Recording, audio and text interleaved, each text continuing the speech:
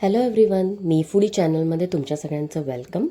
आज मी पापलेट रवा फ्राय दाखवणार आहे. पापलेट फिश नीट क्लीन करून कट करून पाण्याने 2 ते 3 वेळा मी धुवून घेतलेलं आहे. पापलेट फ्राय बनवण्यासाठी मी ग्रीन वाटण वापरणार आहे. ग्रीन वाटणाची रेसिपी मी आधी पण शेअर केलेली आहे. त्यासाठी मी इथे 2 ते 3 मिरच्या, 7 ते 8 लसणीच्या पाकळ्या आणि थोडीशी 1 वाटी कोथिंबीर घेतलेली आहे. ह्याचं वाटण करून साईडला ठेवून द्यायचं आहे. ग्रीन पेस्ट रेडी झाली की आता फिशला सर्व मसाले लावून घेऊया. मसाल्यांमध्ये मी इथे मिक्स मसाला 1 ते 1.5 चमचा घेतलेला आहे.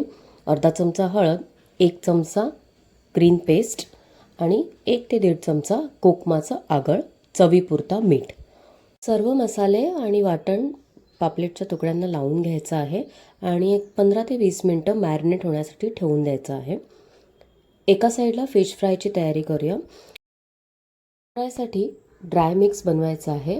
त्यासाठी मी इथे घेतलेलं आहे तांदळाचं पीठ, थोडासा रवा, मिक्स मसाला अर्धा चमचा आणि थोडंसं मीठ. मॅरिनेट झालेले फिश ह्या मिक्समध्ये एक एक करून कोट करून घ्यायचे आहेत. एका साईडला पॅन गरम करत ठेवायचा आहे. त्याच्यामध्ये थोडंसं तेल घालायचं आहे तळण्यापुरता.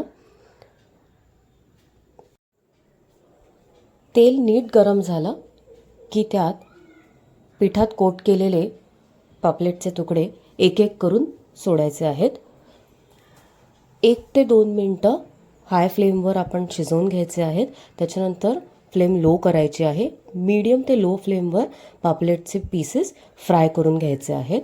मच्छी कधी पण हाय फ्लेमवर फ्राय नाही करायची असते, कारण ती बाहेरून क्रिस्पी होते पण आतून व्यवस्थित शिजत नाही.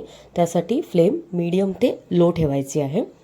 दोन्ही बाजूने पापलेटचे तुकडे व्यवस्थित फ्राय करून घ्यायचे आहेत आणि क्रिस्पी असे रवा पापलेट फ्राय तयार आहे.